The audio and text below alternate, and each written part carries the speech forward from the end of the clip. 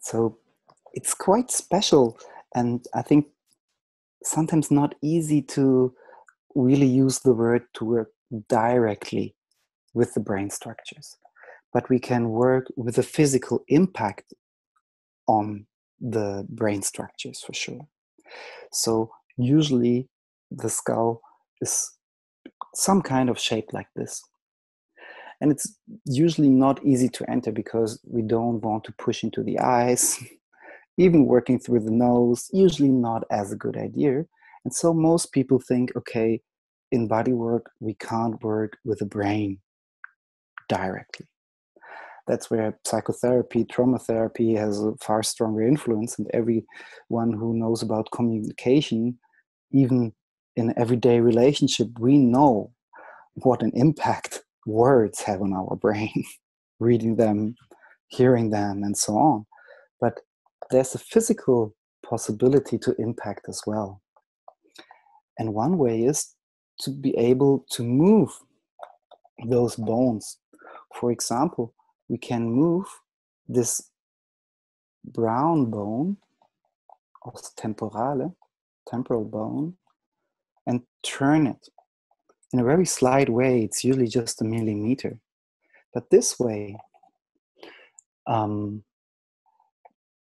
ear, inner ear, balance, and so on, and even the jaw and the jaw joint gets into different positions. And for example, the tension of the jaw sometimes just changes when the upper bone is in a slightly different position, because then it's more centered again. But if I'm always like grinding my teeth, if there's a lot of tension, it usually has an impact on this bone as well. And so it's having an impact on the brain. Because when you take a look in here, the brown bone is exactly where our ears are coming out. So it's pretty much here. So the ear has a fascial connection. The deeper you dive, the more you can feel it. And this fascial connection goes straight to this membrane, to this fascia in here. This is one big membrane, fascia, which here separates the neocortex from cerebellum, and here connects or divides, as you like to say, the two hemispheres of the neocortex. And that's a structure we can very simply just work on along the ears, pulling the ears, and with some more video clips to that where I show it more practically, where we really work with the tension of the fascia here, even bringing it up here, depending on the pull we give along the ears. And when we then start moving, for example, those bones slightly, the tension is transmitted to this inner structure here. So even if this is pretty much the center of our brain, separating the hemispheres and therefore connecting them as well, with the corpus callosum between, like the data highway between the hemispheres, and then pretty much in here, the pineal gland, which is organizing most of our hormonal system, is the main lead for any kind of other Drüsen, glands. So we can even work up to the pineal gland, and by relaxing this septum, falx. And if we do that, usually people experience it in a complete shift of state. So they just relax, and it even feels that the brain is releasing to the outside. The hemispheres are just like dropping a bit deeper. And it's funny to see this in the state of the eyes of someone.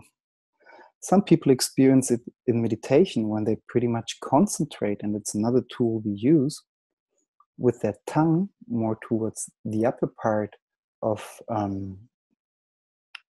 Like here it's still the maxilla, but then right behind you might be able to touch a softer spot with your tongue. And right there, just a slight bit up, it's the pineal gland. If this relaxes, if in spiritual schools they might call it, if your crown chakra opens, that's pretty much the equivalent on an energetical level to, oh, your hemisphere drops to the side. They start relaxing due to this little membrane. So more spiritual states occur and have an impact on the energetics, on the physical structure, and on our inner states. And that's partially why we think it's so important to work with states, because it's one kind of expression of life. And when we are able to relax those areas, even our hormonal system is changing completely. And that's sometimes a very easy way to work with troubles on the ovaries, to work with people who can't really sleep well, who cannot really fall asleep or have a very light sleep and wake up all the time. It's partially even influencing the kidneys and your need to urinate. And so there are plenty of different reasons why it's very helpful to work straight with the brain, not even mentioning the whole trauma thing, because there we always need, or in developmental trauma at least, we always need to work straight with the nervous system and even with the brain, belief systems, thinking patterns, and so on. That's something we can support in a major way throughout working hands-on on those physical structures.